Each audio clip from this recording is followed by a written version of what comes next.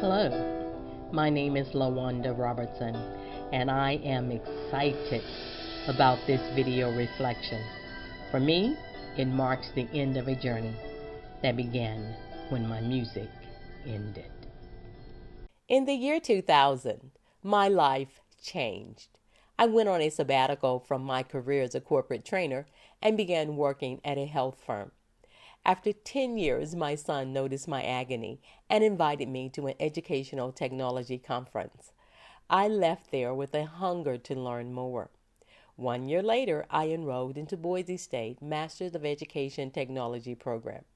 This video is my testimony to the effectiveness of this program to transform me, according to Cohen Rawson, from the sage on the stage to the guide on the side. In EdTech 501, Introduction to Educational Technology, I researched how students learn and teaching method and technology tools. I was introduced to WordPress, a free blogging tool and a content management system that I use to create this learning log. My learning log has served as a blog and a repository for coursework throughout the MET program. By design, it includes various pages, and over to the right here, it contains recent posts that I can click on. It also contains comments that people can post to your blog, as well as archives. As you can see, my archives range from January 2011 to July 2014. Currently, I am working on a WordPress site for our facility. In EdTech 502, the Internet for Educators, I was introduced to another application, Dreamweaver, and learned to develop web pages using HTML and CSS templates. I also created accessibility web pages for individuals with disabilities. Using a scaffolding learning structure, I created 2 web-based lessons, a web quest and a virtual tour. I will be presenting the web quest. It is entitled African American Inventors, and structurally it contains 7 parts. The start and the introduction. Each of these tabs explain the topic of discussion. The task section describes what the students will produce. The process describes the steps to accomplish the task. The evaluation describes the evaluation process. And the conclusion is designed for student and facilitator reflection. Finally, the teacher section includes additional instructional resources for the facilitator. Using this type of technology integration has been proven to make the subject matter more interesting and the students more engaged.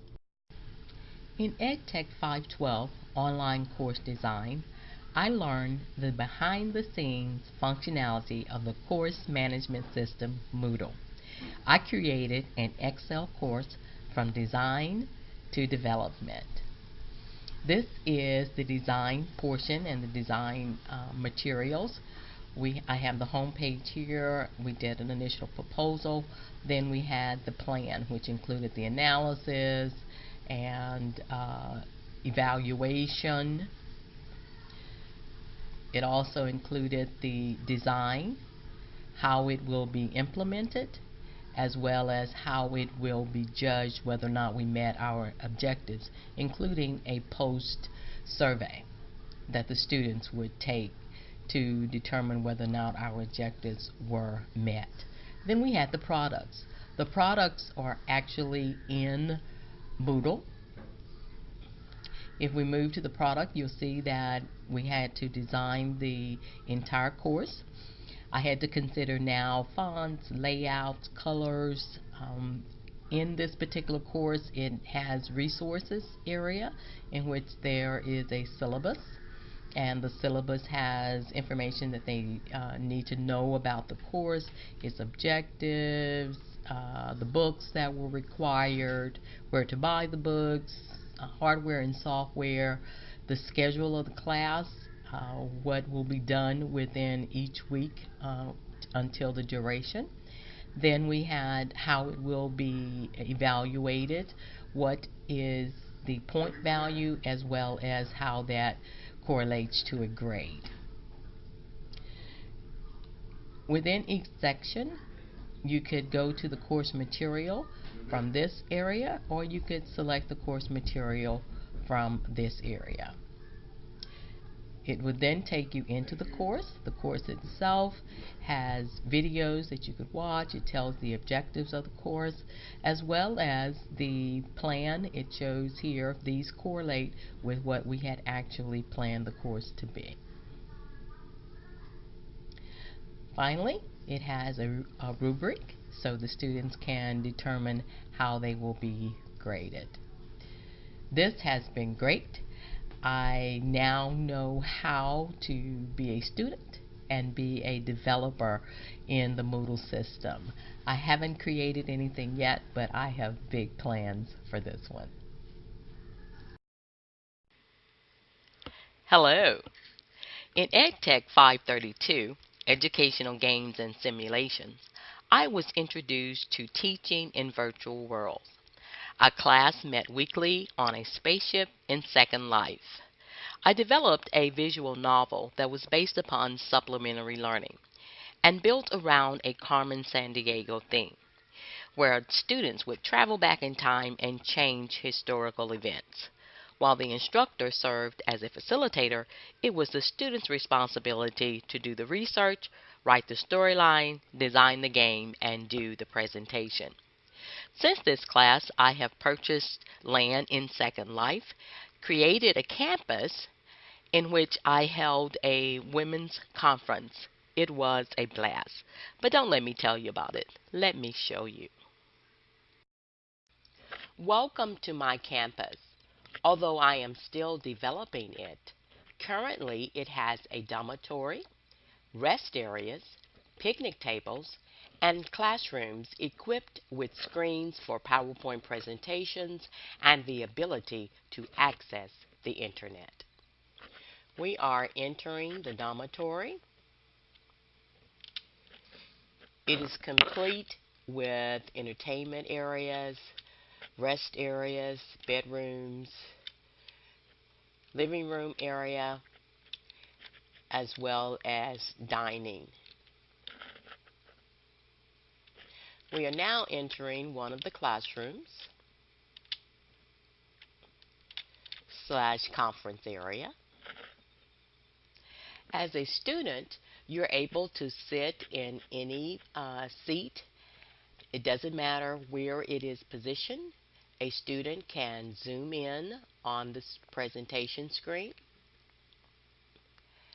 and be able to see clearly. This is a PowerPoint presentation that I did in EdTech 522, online teaching for adult learners. As you can see, it was discussing real learning in virtual worlds. As the instructor, I can zoom in to the laptop.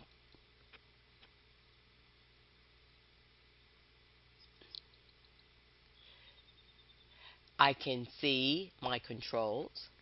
This displays the screen, the PowerPoint screen that is currently being shown to the students. This displays the next screen. I can click the buttons here to go to the next slide. It shows me the slide that is currently being shown and the one that will come up next. I can also decide to go back if I choose. Okay, we are now entering classroom number 2. Again, you can sit in any seat. and be able to zoom in to the presentation.